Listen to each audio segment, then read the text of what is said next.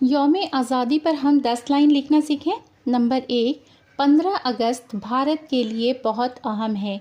Number 2, 15 अगस्त 1947 ईस्वी में भारत को आज़ादी मिली थी। नंबर 3, इसलिए हर साल इस तारीख को हम यौम आज़ादी की तकरीब मनाते हैं। नंबर 4, 15 अगस्त को हम खुशियाँ मनाते हैं। नंबर 5, सुबह सवेरे ही लोग प्रभात फेरी में निकलते हैं।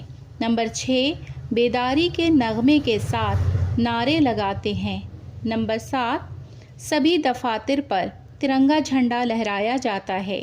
नंबर 8, कौमी तराना और सारे जहां से अच्छा हिंदू सिता हमारा गाते हैं।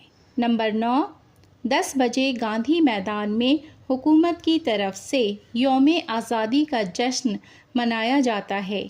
नंबर 10, गवर्नर झंडा लहराते हैं।